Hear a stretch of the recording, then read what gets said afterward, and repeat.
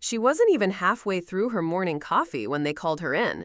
No heads up, no calendar invite, just a cold knock on the glass door and a fake smile from HR. 15 years. 15 years of spotless audits, sleepless deadlines, and pulling broken systems back from the edge, all condensed into a 15-minute meeting in a room that smelled like fresh carpet and corporate betrayal. Miranda Hale sat across from two men who couldn't tell the difference between a spreadsheet and a soul. Ethan, the Golden Boy COO, barely out of grad school, and Julian, the CFO, who looked at people the way bankers look at debt, something to restructure and forget. They didn't even look ashamed. "It's not personal," Julian said, sliding a manila folder across the table. "It's just budget alignment." Her bonus? Gone. Her promotion? Canceled. Her title? In review. She didn't shout. She didn't cry. She just smiled, the kind of smile that says, "You think I didn't see this coming?"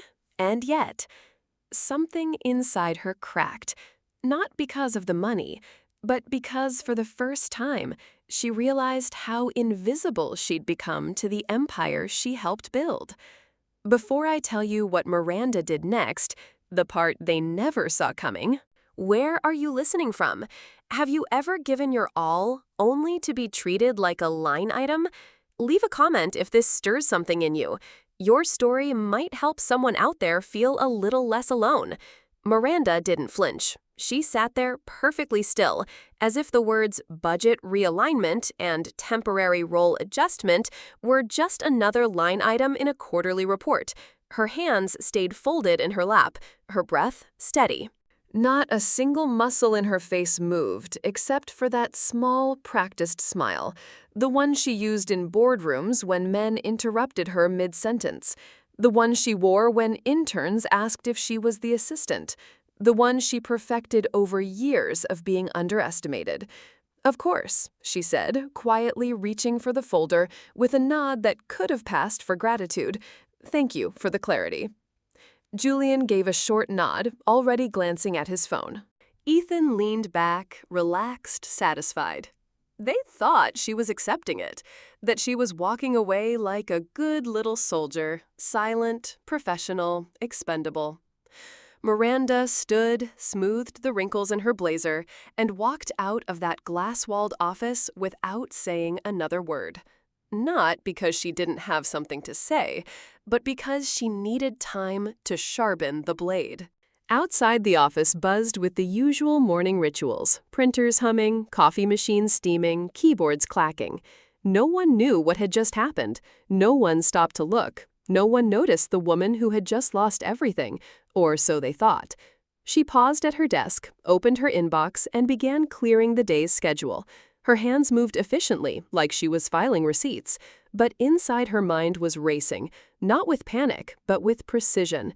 She wasn't angry. Not yet. Anger came later. Right now, she was calculating.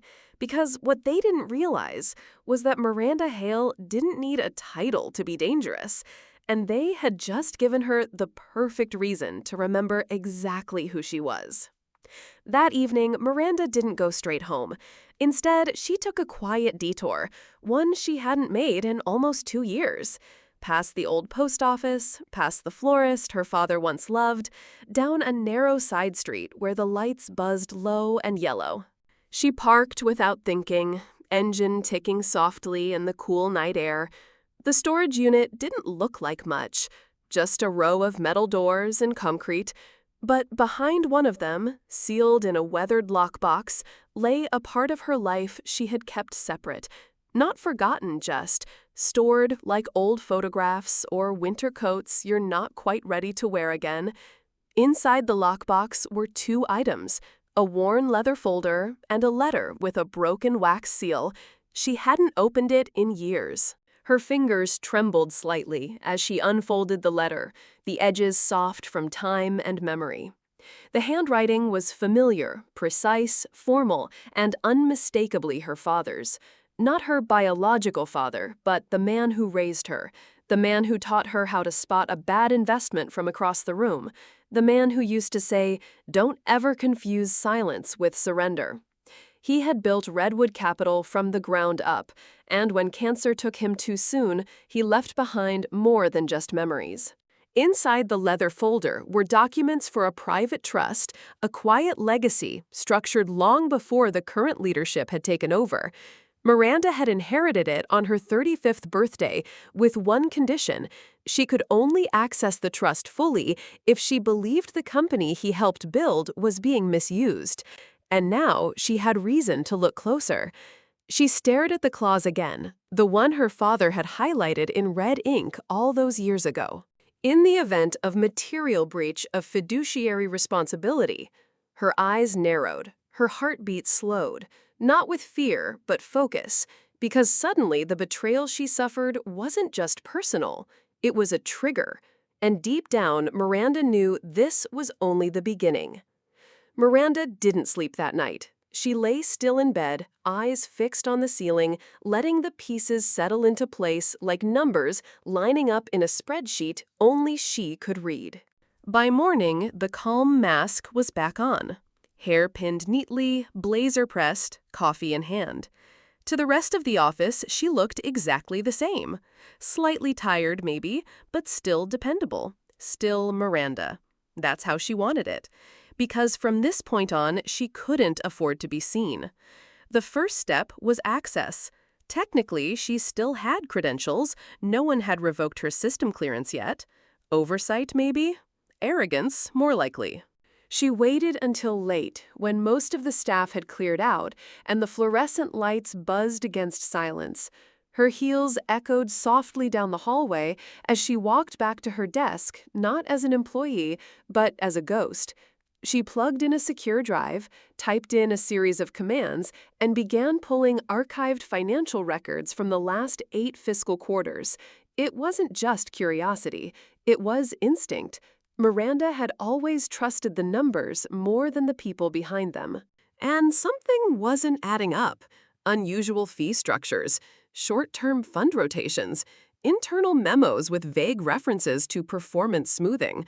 On the surface, it looked like success, but beneath, it was too clean, too consistent. No real system performs that perfectly, not without help. She took notes carefully. No printed copies, everything encrypted, backed up to an air-gapped device. She knew the rules of this game. Trust no one, leave no footprints. By midnight, she had over 300 pages of exported data, and a question she couldn't shake. Who else knew? It started with a line item buried deep in the Q3 2016 summary, a routine municipal bond adjustment, or at least that's how it was labeled. But the numbers didn't sit right. The yield was off, the maturity date had been shortened by 3 months, and the service fees were quietly doubled. Nothing massive, nothing obvious, just enough to go unnoticed unless you knew what to look for. And Miranda did. She traced it backward, then forward. That one document became a trail, like a loose thread on a suit. The more she pulled, the more everything unraveled. Over the next 3 nights, she cross-referenced reports, matched internal memos to external filings, and isolated patterns across 8 fiscal years. Same fund names, same jurisdictions, same executive sign-offs. Dozens of municipal accounts had been restructured in ways that subtly favored Redwood's profit margins. Small towns, school districts, cities already struggling to balance their budgets. Each change was justifiable on its own. Together, they formed a system designed to siphon more, not serve better. Miranda leaned back from the screen, heart pounding, not from fear, but from something colder, certainty. This wasn't a one-time oversight. It was deliberate. It was strategic. And worst of all, it was signed by Julian Meyer, the man who had smiled across the table just days ago and told her it was nothing personal. She closed the last file, backed up the evidence, and stared out her apartment window.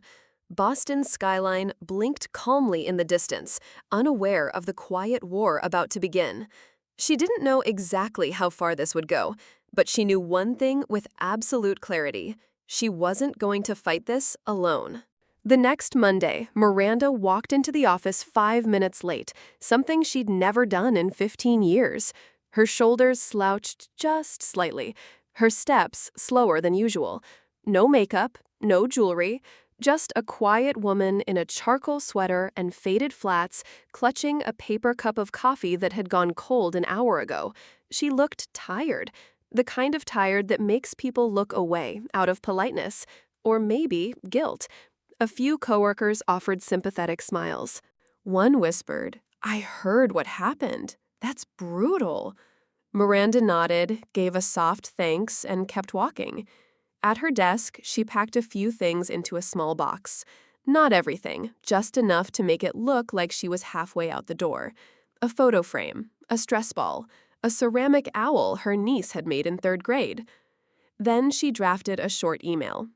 "Hi team, after much reflection, I've decided to take a step back and evaluate my options. Thank you all for the support these past years. It's been an honor working with each of you. Warmly, Miranda." She sent it just before lunch. The subject line read, "Moving on." By 2 p.m., the rumors had already spread. She's leaving. Guess she couldn't take the pressure. I heard she's moving to Vermont. It was exactly what she wanted. For the first time in days, Miranda felt invisible, and this time on purpose, because in the background, the real work was already in motion. Encrypted files were being reviewed, a timeline was being built, and a quiet meeting one she hadn't told anyone about was already on her calendar for Thursday at 9 a.m. It wasn't with HR, and it wasn't with anyone inside Redwood Capital. Thursday morning came quiet and gray. The city hadn't quite woken up yet, but Miranda had. She'd been awake since 4, sitting at her kitchen table staring at the final version of the letter, her name at the bottom. Her evidence neatly compiled in an 18-page attachment, her finger hovering over the mouse. For a moment, she hesitated, not because she was unsure, but because she understood exactly what this would set in motion. There would be no rewinding after this. At 8:47 a.m., she clicked send. The letter was addressed to Redwood Capital's CEO, the board of directors, and the head of municipal operations. The subject line was simple: notice of material breach and demand for redemption. Inside it, outlined in sharp surgical language, how the firm had violated fiduciary duties in the management of more than 24 municipal bond portfolios. It cited evidence timelines, internal memos, and projected losses. It named names. And it invoked the succession clause, the one her father had placed in the trust, which now gave Miranda the legal right to demand full redemption of the $30 million portfolio with interest within 14 business days. If not, the entire matter would be escalated to the Securities and Exchange Commission and the Municipal Oversight Board for public investigation. She closed her laptop and took a long sip of coffee. Somewhere across town, someone's phone just buzzed. Somewhere on the 32nd floor of Redwood, a legal assistant opened an email, blinked, and flagged it as urgent. And somewhere in a glass-walled office, Julian Meyer's morning was about to take a very different turn. Because the first domino had fallen, and Miranda Hale had just declared war. By 9:26 a.m., the entire 32nd floor of Redwood Capital was humming, not with productivity, but with panic. No one said it out loud, but the air had shifted. Assistants moved faster, executives huddled in glass-walled rooms, voices sharp and urgent. And on every screen, the same subject line blinked in bold, RE, Notice of Material Breach. Julian Meyer was the first to react. His door slammed shut behind him, blinds drawn, headset clipped on, before the room even cleared. From outside, all anyone could see was pacing, fast, agitated pacing. Down the hall, CEO Ronald Wexler canceled his weekly investor call, something he hadn't done in years. The board's legal counsel, Marcia Lynn, was called in from her vacation in the Berkshires. By noon, the entire executive wing looked like a war room. There were whispers, lots of them. Who sent it? How much exposure are we talking about? Wait, Miranda Hale. Someone pulled up her personnel file. Someone else pulled up a calculator. 30 million, maybe more with penalties, interest, legal fallout. But what rattled them most wasn't the number. It was the precision. The language in the letter was exact, almost surgical. No exaggeration, no emotional outbursts, just clean, devastating facts laid out like a roadmap to regulatory hell. By 3 p.m., Redwood's internal chat system was flooded with red flag threads. One simply read, "Does anyone know how she got this deep into the numbers?" And while the upper floor scrambled, Miranda sat calmly in a downtown cafe, sipping tea by the window, watching the city move like nothing had happened. She didn't need to be in the building to feel the ripple. She could already sense it. The silence was breaking, and someone was about to call. The call came just after 4 p.m. Miranda was watching the rain slide down the window of her apartment when her phone lit up with an unfamiliar number. She didn't hesitate. "Miranda Hale speaking?" The voice on the other end was low, measured, and unmistakably worn. "Miss Hale, this is Ronald Wexler. I believe we should speak. In person." She let the silence sit for a moment before replying, "I agree." They met the next morning at Redwood's executive floor. Miranda arrived precisely on time. No briefcase, no folder. Just her presence, calm, unreadable, undeniable. Wexler's office was large but understated.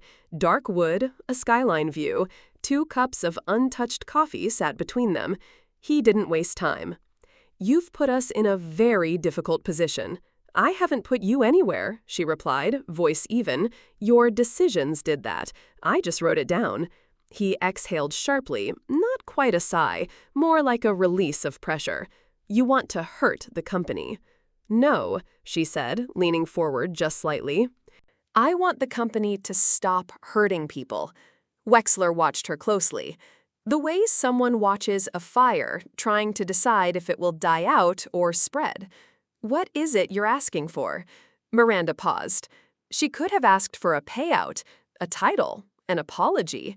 But she didn't come for redemption. She came for correction. And she had terms. Measured, sharp, non-negotiable.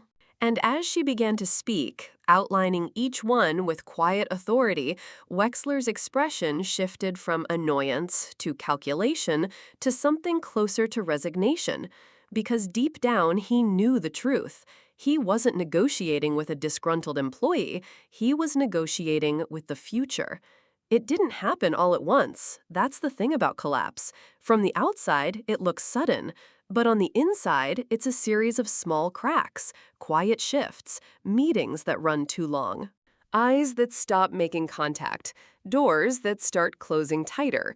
By the end of the week, Julian Meyer was no longer strutting through the halls. He looked thinner, less sure. His perfectly knotted tie now a little too tight. His tone, once clipped and confident, had softened, strained. It wasn't public yet, but the walls were moving. Legal was circling, compliance had been looped in, and behind closed doors, a very different kind of meeting was taking place. Miranda wasn't invited. She didn't need to be. She watched it all from a distance. Not with vengeance, but with clarity. She hadn't built this downfall. She had simply revealed the blueprint they'd written themselves. On Tuesday morning, a company-wide email went out.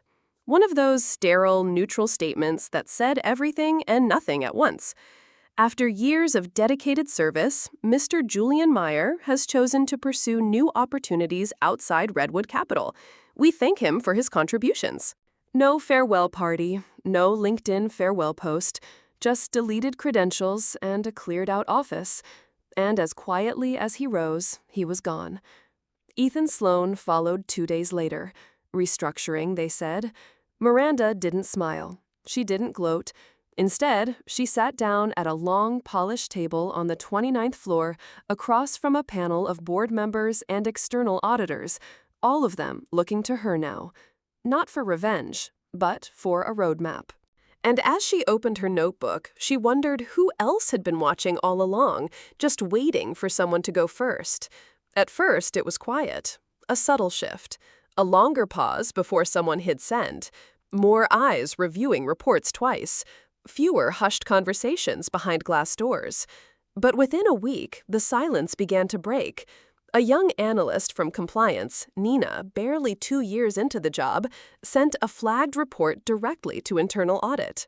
It detailed discrepancies in a regional housing fund, nothing huge but deliberate, documented, and signed off months ago. She included a note, "I saw what Miranda did. I thought maybe it was time to stop pretending I didn't see this too." Then came another, and another. A quiet wave began to swell, people who had stayed quiet for years now stepping into the light. Some offered evidence, others offered memories. One even walked into Miranda's office unannounced, a mid-level data manager she barely knew. "I've kept files," he said, simply. "I didn't think they'd matter, until now." Miranda listened. She took notes. She didn't judge. She knew what it meant to carry doubt in silence, to feel the weight of knowing and the fear of speaking. Redwood's board responded faster than expected. They launched a full-scale review, not just of the municipal division, but of every arm of the company. Independent investigators, outside counsel, mandatory ethics training. It wasn't perfect, it wasn't everything, but it was movement. For the first time in years, Redwood wasn't just defending itself, it was learning. And somewhere deep inside that shift, in the brief moments between meetings and reports, Miranda realized something she hadn't dared believe when this started. She wasn't the only one who wanted change. 6 months later, Miranda sat alone in a quiet corner of the 29th floor, reviewing a policy draft that would become part of Redwood's new ethics charter. No fanfare, no press release, just quiet work, the kind that actually changes things. The restructuring had gone through. Oversight committees were in place, audits were regular, transparent, and this time, not performative. Julian, no one mentioned his name anymore. Ethan had vanished into some boutique startup with no public profile. Miranda never bothered to look him up. And Miranda herself, she didn't take a big promotion. She turned down the offers, all of them. Instead, she accepted a newly created role, Director of Integrity Initiatives. Not flashy, but necessary. She spent her days listening to people who'd never had anyone to talk to, reviewing the systems no one used to question, fixing what could still be fixed.